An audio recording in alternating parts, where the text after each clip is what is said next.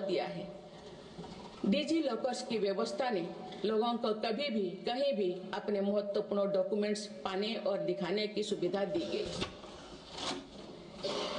तेजी से डिजिटाइज होते हमारे समाज में आज राष्ट्रीय सुरक्षा से जुड़ा एक और महत्वपूर्ण विषय साइबर सिक्योरिटी है। डिजिटल फ्रॉड, साइबर क्राइम और डीप फेक जैसे टेक्नोलॉजी सामाजिक, आर्थिक और राष्ट्रीय सुरक्षा के लिए चुनौती भी बनी है। इन साइबर क्राइम को नियंत्रित करने के लिए कई कदम उठाए गए हैं। साइबर सुरक्षा के क्षेत्र में भी युवाओं के लिए रोजगार की संभावना है। मेरी सरकार साइबर सिक्योरिटी में दक्षता सुनिश्चित करने दिशा में निरंतर कार्यरत है। इसके फलस्वरूप भारत ने ग्लोबल साइबर सिक्योरिटी इंडेक्स में टियर 1 स्टेटस प्राप्त कर लिया है।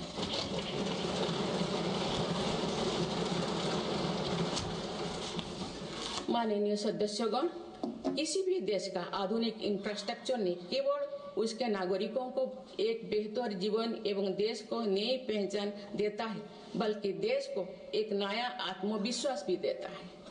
बीते दशक में भारत ने वर्ल्ड क्लास इंफ्रास्ट्रक्चर निर्माण के कई माइलस्टोन तय किए हैं। इस आधुनिक इंफ्रास्ट्रक्चर से दुनिया में भारत की छवि मजबूत हुई है। इन्वेस्टर्स का भारत के प्रति भरोसा बढ़ा है, उपयोग को बल मिला है और नए रोजगार का निर्माण हो रहा है। मेरी सरकार देश के हर हिस्से को हाईवे, एक्सप्रेसवे से कनेक्ट करने के लिए मिशन मोड में काम कर रही है।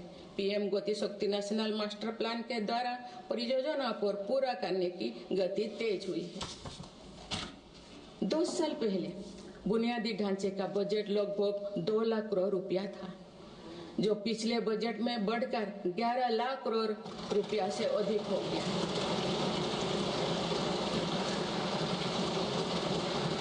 पिछले एक दशक के काम को आगे ले जाते हुए पिछले 6 महीने में मेरी सरकार ने भविष्य के इंफ्रास्ट्रक्चर में रिकॉर्ड निवेश किया है।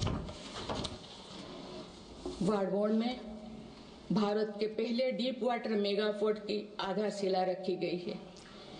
76,000 करोड़ की लागत से बनने वाला ये पोर्ट विश्व के शीर्ष 10 पोर्ट में से एक। मुझे बताते हुए खुशी हो रही है कि उधमपुर श्रीनगर बारामूला रेल लिंक परियोजना पूरी हो गई है और अब देश कश्मीर से कन्याकुमारी तक रेलवे लाइन से जुड़ जाएगा। इस महत्वाकांक्षी परियोजना के तहत चेनाब ब्रिज का निर्माण हुआ है, जो विश्व का सबसे ऊंचा रेल ब्रिज है। साथ ही आजी ब्रिज देश का पहला रेल केबल ब्रिज बना है। सिंकुन ला सुरंग पर काम भी सफलतापूर्वक आगे बढ़ रहा है। निकट भविष्य में पूरी होने पर यह विश्व की सबसे ऊंचा सुरंग होगा। इससे लद्दाख और हिमाचल प्रदेश के बीच 12मासी संपर्क बना रहेगा।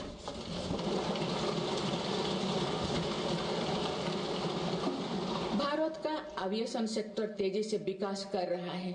देश की एयरलाइन कंपनियों ने 1700 से अधिक नए विमानों के ऑर्डर दिए हैं।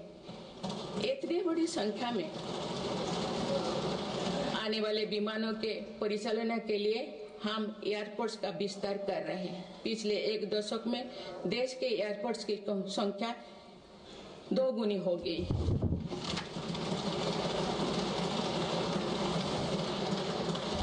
माननीय सदस्यगण, विकसित भारत को गति देने के लिए हमारे शहरों को फ्यूचर रेडी बनाना आवश्यक है। इस दिशा में मेरी सरकार ने शहरी सुविधाओं का आधुनिकीकरण कर उन्हें एनर्जी एफिशिएंट बनाने पर जोर दिया है। साथ ही नई शहर के विकास के भी नींव रखी जा रही है। मेरी सरकार ने लगभग 28,000 करोड़ रुपया के निवेश से देश भर में 12 इंडस्ट्रियल नोड और शहरों के पास 100 औद्योगिक पार्क बनाने का भी निर्णय लिया है।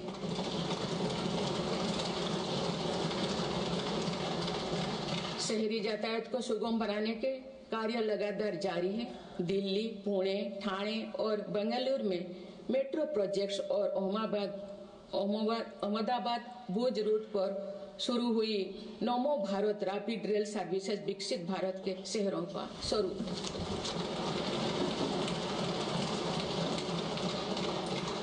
कुछ सप्ताह पूर्व ही दिल्ली में रिठारा नरेला कुंडली कॉरिडोर का काम शुरू हुआ है, जो दिल्ली मेट्रो नेटवर्क के बड़े सेक्शन में से एक होगा। मेरी सरकार के निरंतर प्रयास से दिल्ली में मेट्रो टूर लगातार बढ़ रहा है। 2014 में दिल्ली एनसीआर में मेट्रो का कुल नेटवर्क 200 किलोमीटर से भी कम था। अब ये बढ़कर दुगुना से भी ज्यादा हो गया है।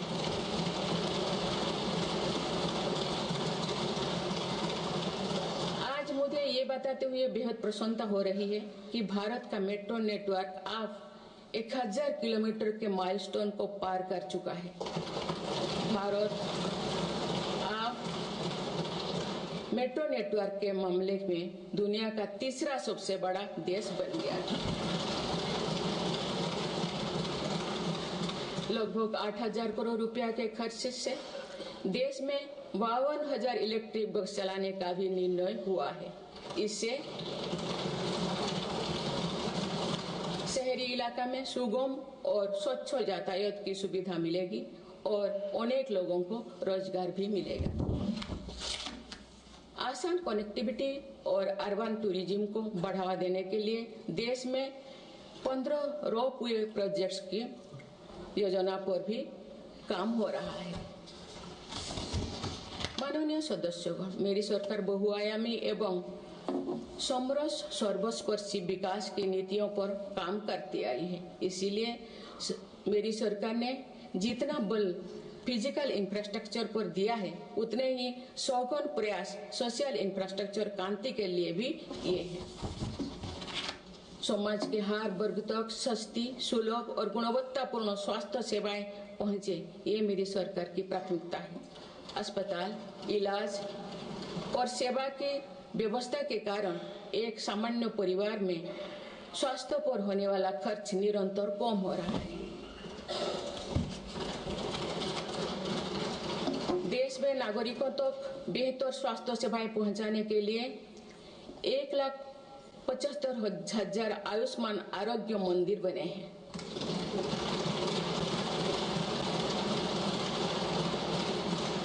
देश में कैंसर मरीजों की बढ़ती संख्या और इलाज में होने वाले खर्च को देखते हुए अनेक कैंसर दवाओं को कस्टम ड्यूटी में से मुक्त कर दिया गया है।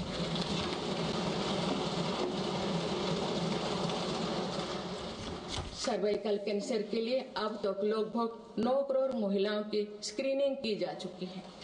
मेरी सरकार के प्रयास से दिमागी बुखार से लड़ने में देश को काफी सफलता मिली है।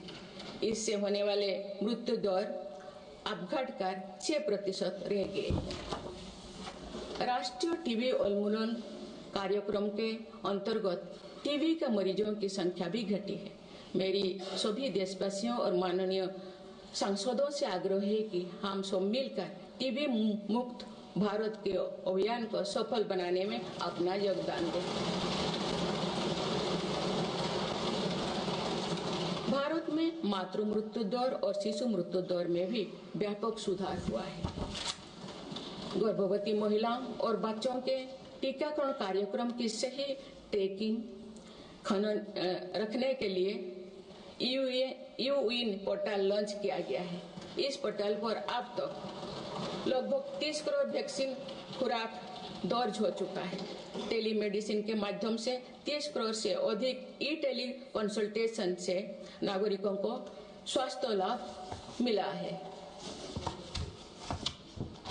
सरकार अगले 5 सालों में देश के मेडिकल कॉलेजों में 75,000 नई सीटों के सृजन के लिए भी काम कर रही है। सरकार हेल्थ इंफ्रास्ट्रक्चर और मेडिकल इक्विपमेंट मैन्युफैक्चरिंग को बढ़ावा दे रही है। देश में नई बल्क ड्रग और मेडिकल डिवाइसेस के पार्क भी बनाया जा रहा है। हमने रोजगार के अनेक नए अवसर उपलब्ध हो रहा है। माननीय सदस्यगण, भारत में आधुनिक और आत्मनिर्भर कृषि व्यवस्था हमारा लक्ष्य है।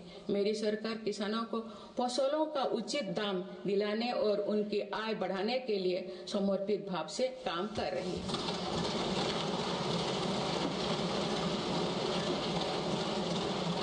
वर्ष 2023-24 में रिकॉर्ड 332 मिलियन टन अनाज उत्पादन हुआ है और आज भारत विश्व का सबसे बड़ा दूध, दाल और मसालों का उत्पादक है।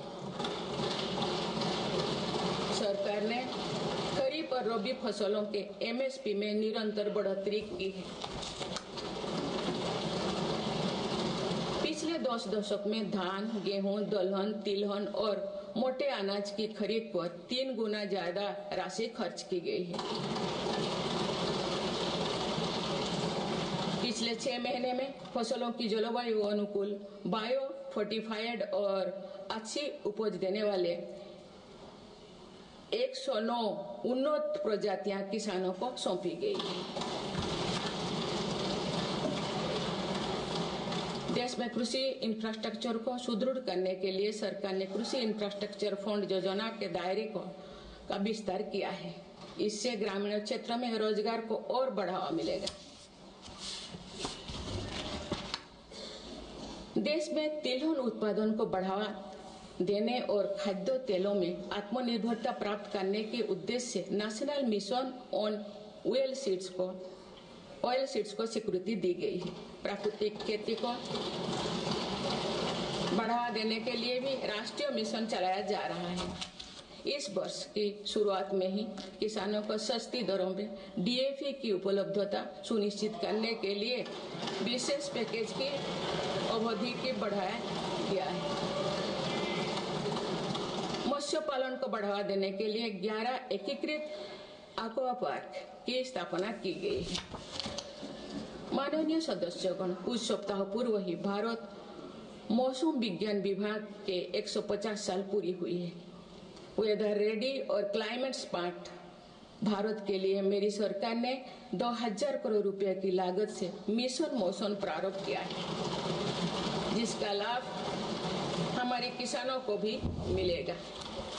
बाबा साहेब आम्बेडकर के विजन पर चलते हुए देश के सूखाग्रस्त इलाकों में सिंचाई और पीने के पानी उपलब्ध कराने के लिए मेरी सरकार ने 2 ऐतिहासिक रिवर इंटरलिंकिंग परियोजनाओं पर काम आगे बढ़ाया है। 44,000 करोड़ रुपये से अधिक लागत की कीन बेतवा लिंक परियोजना में मध्य प्रदेश और उत्तर प्रदेश के लाखों ग्रामीण भाई बहन का लाभ मिलेगा। संशोधित पार्वती कालीमेघी चंबल लिंक परियोजना में राजस्थान और मध्य प्रदेश में सिंचाई और पीने के पानी की आवश्यकता की पूर्ति। पोलावरम सिंचाई परियोजना को पूरा करने के लिए 12,000 करोड़ रुपया की अतिरिक्त राशि भी स्वीकृत की गई है। माननीय सदस्यगण, हमारे 8 लाख सहकारी संस्थाएं एवं उनके 19 करोड़ हितधारक सदस्य ग्रामीण भारत के करीब 90% क्षेत्र का प्रतिनिधित्व करते हैं। बीते वर्षों में शहरी क्षेत्रों में भी सहकारी संस्थाओं का विस्तार हुआ है। सहकारी सेक्टर के आर्थिक सशक्तिकरण के लिए उठाए गए विभिन्न कदमों के फलस्वरूप रोजगार के अनेक अवसर सृजित हो गए हैं।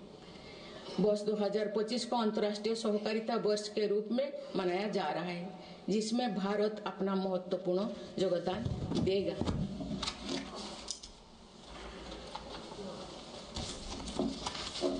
माननीय सदस्यगण, हम जब राष्ट्र के विकास और उपलब्धियों की चर्चा करते हैं तो वास्तव में हम राष्ट्र के नागरिकों की क्षमता एवं उपलब्धियों का ही उल्लेख कर रहे होते हैं। आज देश के विकास में सबका साथ है, इसलिए हम देश के सही सामर्थ्यों का अनुभव कर पा रहे हैं। मेरी सरकार के प्रयासों का सबसे अधिक लाभ देश के दलित, वंचित और आदिवासी समाज को मिल रहा है।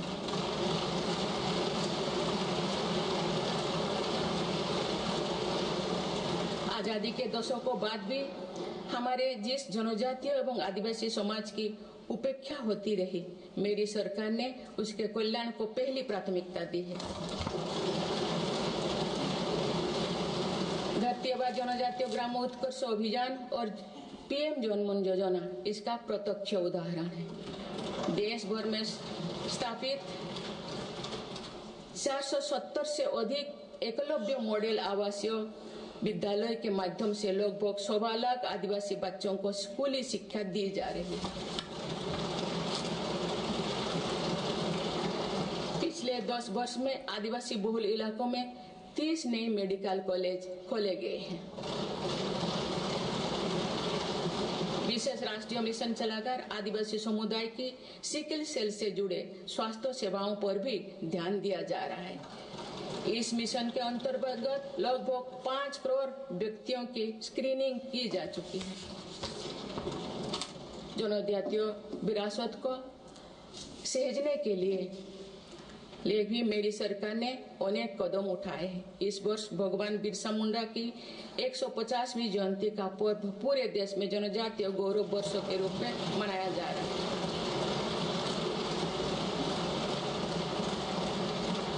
माननीय सदस्यगण, विकसित भारत की एक महत्वपूर्ण कसौटी देश का संतुलित विकास है।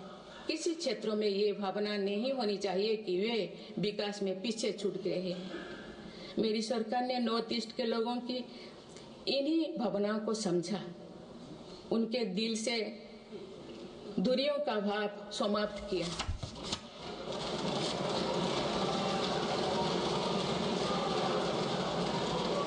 दस से अधिक शांति समझौते को कर सरकार ने अनेक गुटों को शांति के मार्ग से जोड़ने का काम किया है। पूरा देश नॉर्थ ईस्ट के 8 राज्यों की संभावनाओं को देख सके, इस दिशा में पहले अष्टलोक महोत्सव का आयोजन किया गया है।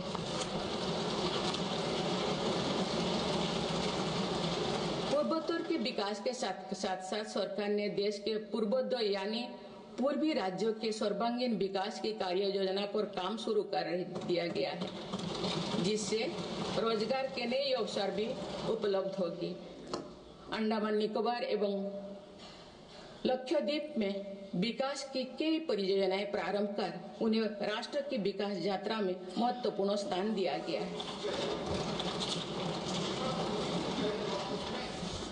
अनुच्छेद 370 हटाने के बाद जम्मू कश्मीर में विकास का एक नया वातावरण बना है।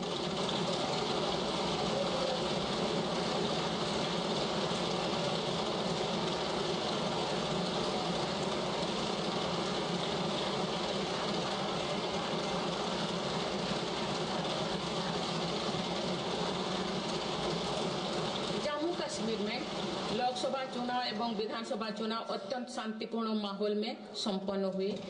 जम्मू कश्मीर के लोग इसके लिए बधाई के पात्र हैं।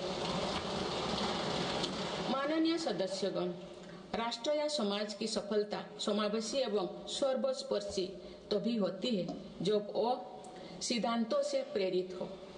इसलिए मेरी सरकार ने उन मौलिक सिद्धांतों को हमेशा अपने कार्यनीति के केंद्र में रखा, जिनका निर्देश हमारे संविधान ने दिया है। संविधान के आलोक में मेरी सरकार की प्रमुख सैद्धांतिक प्रेरणा है सेवा।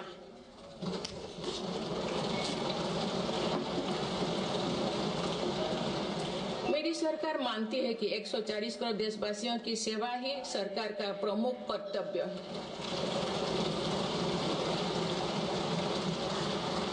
इस दिशा में सरकार पूरी संवेदनशीलता से काम कर रही है। समाज के पिछड़े वर्ग और सफाई कर्मचारियों को आसान लोन मुहैया कराने के लिए पीएम सूरज योजना का विस्तार किया गया है।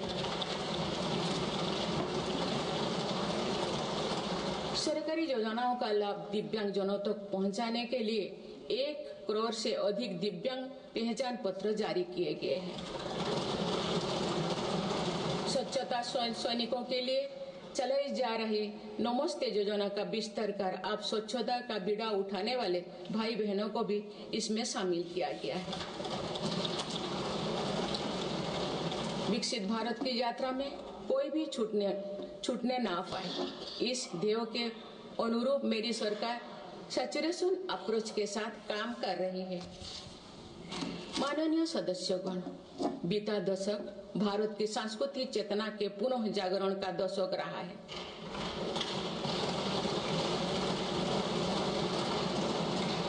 हम अपनी विरासत पर गर्व और विकास के प्रति समर्पण के साथ ऐसा भविष्य गढ़ रहे हैं जहां संस्कृति और प्रगति साथ साथ आगे बढ़े। इस वर्ष हम डॉक्टर श्यामा प्रसाद मुखर्जी की 125वीं जयंती मनाए हैं।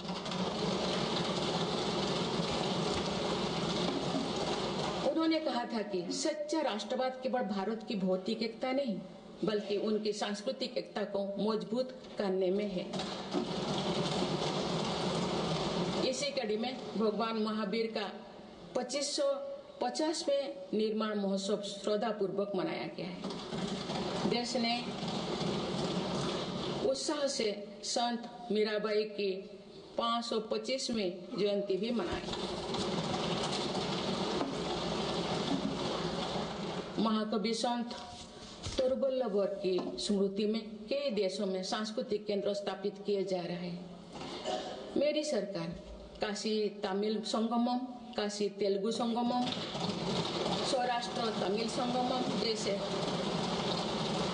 सांस्कृतिक आयोजन करके देश की एकता को बढ़ावा दे रहे हैं। माननीय सदस्यगण, हमारी पांडुलिपियां यहाँ हमारी धरोहर है। इनमें विशाल ज्ञान समाहित है जिसका मानव जाति के लाभ के लिए अध्ययन, शोध और उपयोग करने की आवश्यकता है। उन्होंने प्रौद्योगिकी का उपयोग करके पांडुलिपियों के डिजिटाइजेशन और संरक्षण का कार्य मिशन मोड पर प्रारंभ किया जा रहा है। देश की विरासत का एक महत्वपूर्ण स्तंभ हमारी समृद्ध भाषा संस्कृति है। मुझे खुशी है कि सरकार ने असमी, मराठी, पाली, प्राकृत और बांग्ला भाषाओं को क्लासिकल लैंग्वेज का दर्जा दिया है। भारत की सभी भाषाओं में सरलता से संवाद के लिए AI की सहायता से भाषिणी प्लेटफॉर्म का देशवासी व्यापक उपयोग कर रहे हैं। माननीय सदस्यगण, मेरी सरकार के प्रयासों से आज विश्व के सांस्कृतिक मंच पर भारत ने ग्लोबल लीडर की पहचान बनाई है।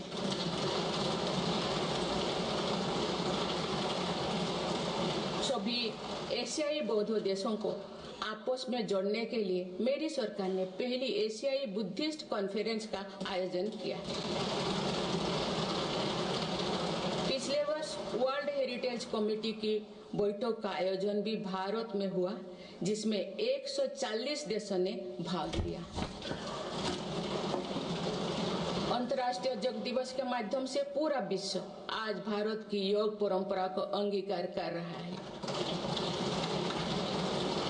माननीय सदस्यगण, प्रगति की भव्य इमारत को नई बुलंदियों तक ले जाने के लिए मजबूत स्तंभों की जरूरत होती है।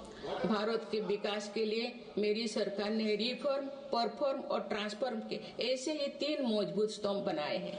आज ये सब पूरी दुनिया में भारत के नए गवर्नेंस मॉडल का पर्याय बन गए हैं।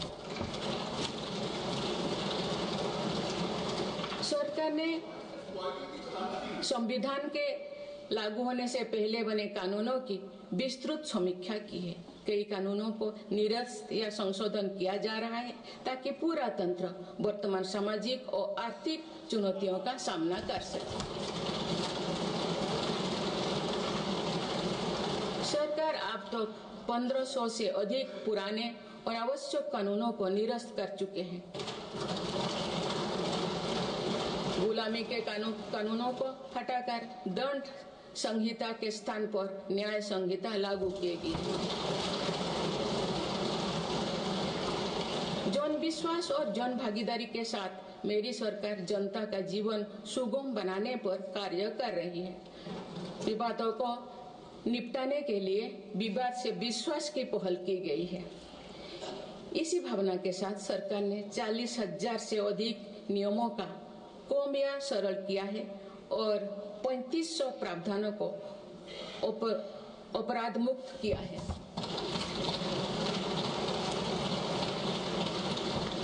मेरी सरकार ने देश के अत्यंत पिछड़े इलाकों में आकांक्षी जिला कार्यक्रम प्रारंभ कर सुशासन का एक अनूठा प्रयोग किया है। इस कार्यक्रम से इन जिलों में स्वास्थ्य, पोषण, कृषि, सामाजिक विकास और शिक्षा जैसे विभिन्न मापदंडों में उल्लेखनीय प्रगति हुई। यूएनडीपी की एक रिपोर्ट में इस पहल की बहुत सराहना की गई है। इस सफलता से प्रेरित होकर आप देश के 500 आकांक्षा ब्लॉक में भी समग्र विकास हेतु अभियान प्रारंभ किया गया है। सुशासन पर ध्यान केंद्रित करते हुए आई गोट कर्मयोगी डिजिटल प्लेटफॉर्म बनाया गया है, जिससे सरकारी कर्मियों को अपनी दक्षता बढ़ाकर कर्मयोगी बनाने का प्रशिक्षण मिल रहा है। इस प्लेटफॉर्म पर 1700 पाठ्यक्रमों उपलब्ध है और अब तो 2 करोड़ से अधिक प्रशिक्षण पूर्ण किए गए। माननीय सदस्यगण, इस वर्ष देश सरदार वल्लभ भाई पटेल की 150वीं जयंती मना रहे हैं। उनकी प्रेरणा से मेरी सरकार राष्ट्र प्रथम की भावना को लेकर आगे बढ़ रही है। देश की सीमाओं की रक्षा और आंतरिक सुरक्षा सुनिश्चित करने के लिए सरकार ने ऐतिहासिक कार्य किए हैं। विशेषकर रक्षा क्षेत्र में आत्मनिर्भरता में हमें बहुत उत्साहजनक परिणाम मिले हैं। हम मेक इन इंडिया से मेक फॉर द वर्ल्ड की ओर बढ़े हैं। इससे देश में रोजगार के नए अवसर भी बन रहे हैं। कुछ दिन पहले एक ऐतिहासिक पल में देश में बने 2 युद्धपोतों और एक पनडुब्बी को भारतीय नौसेना में कमीशन किया गया है। देश में डिफेंस इंडस्ट्रियल कॉरिडोर की स्थापना और डिफेंस स्टार्टअप्स को प्रोत्साहन देकर हम आत्मनिर्भरता का और स्वरोजगार को मजबूती दे रहे हैं। सीमाओं की रक्षा के साथ साथ देश के सीमावर्ती क्षेत्र का विकास भी हमारी रणनीति का अहम हिस्सा है। सीमा क्षेत्र की सड़कें और अटल टनल, सेला टनल, सोनमार्ग टनल जैसे आधुनिक इंफ्रास्ट्रक्चर से रक्षा और पर्यटन का बढ़ावा मिला है। सीमा पर स्थित देश के प्रथम गांव में वाइब्रेंट विलेज कार्यक्रम प्रारंभ किया गया है। वामपंथी उग्रवाद को समाप्त करने के लिए के अंतिम चरण की भी शुरुआत हो चुकी है। सरकार के प्रयासों से वामपंथी उग्रवाद प्रभावित जिलों की संख्या 126 से घटकर अब 38 तक आ गई है। माननीय सदस्यगण, वैश्विक अस्थिरता के वातावरण में भारत आर्थिक, सामाजिक और राजनीतिक स्थिरता का स्तंभ बनकर विश्व के सामने आदर्श प्रस्तुत कर रहा है। चाहे G7 समिट हो या क्वाड, ब्रिक्स, एससीओ हो या G20, भारत के सामर्थ्य, नीति और नियत पर पूरे विश्व ने भरोसा जताया है।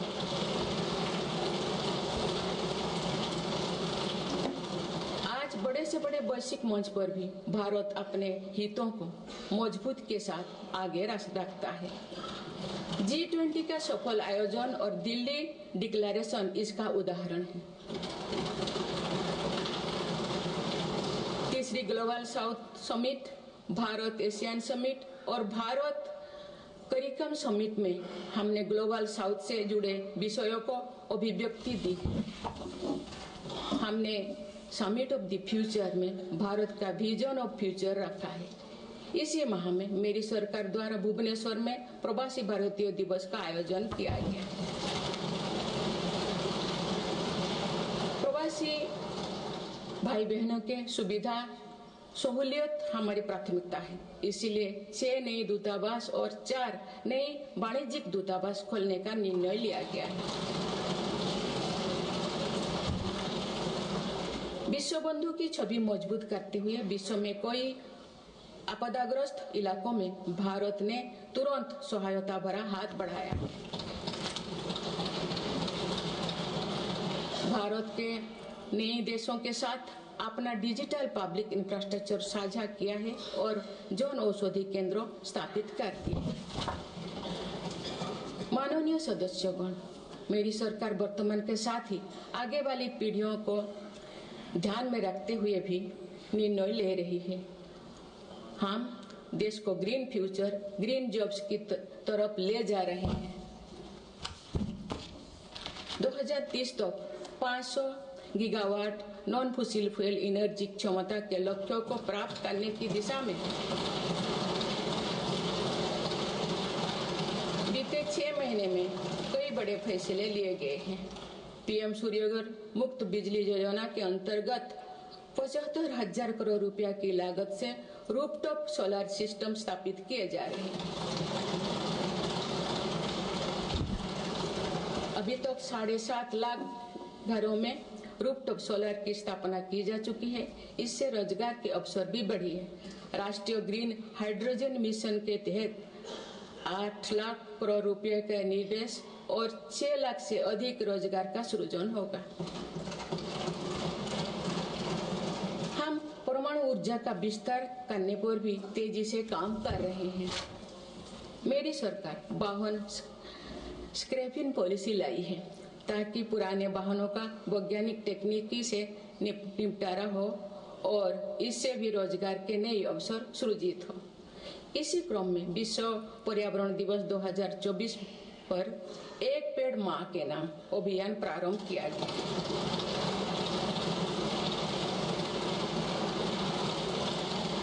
इस पहल में करोड़ों देशवासियों ने बढ़ चढ़कर हिस्सा लिया है। इस अभियान की पूरी विश्व में सराहना की गई है। माननीय सदस्यगण, हमारे भारत 140 करोड़ आबादी वाला देश है। हमारे यहाँ भिन्न भिन्न राज्य, भिन्न भिन्न क्षेत्र, भिन्न भिन्न भाषाएं हैं, परंतु एक राष्ट्र के रूप में हमारी एक ही पहचान है, वो है भारत।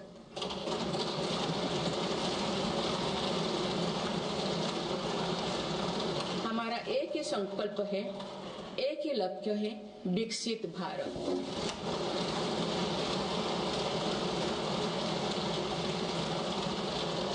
आने वाले वर्षों में देश को विकसित राष्ट्र बनाने के लिए हम सभी दृढ़ संकल्पित ले। इस संकल्प में देश के शहीदों की प्रेरणाएं हैं, पूज्य बापू के मानवीय आदर्श है और सरदार पटेल जी जैसे माँ भारती की संतानों द्वारा हमें दिलाए गए एकता की शपथ है। हमें इन प्रेरणाओं को आगे रखते हुए एकता के इस सामर्थ्य से विकसित भारत के संकल्पों को पूर्ण करना है।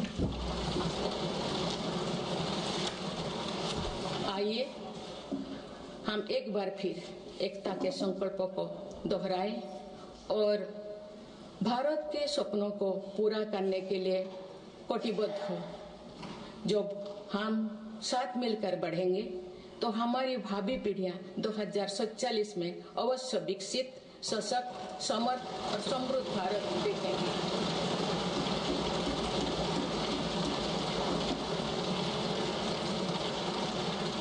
आप सभी को बहुत बहुत शुभकामनाएं।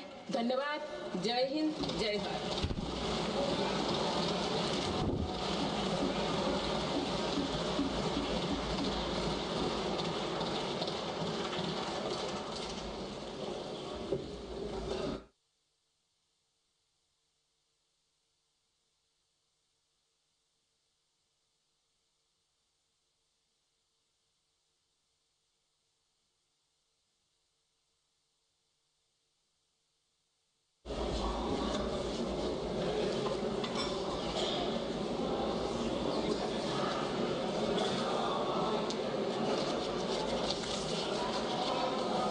Honorable President, honorable members,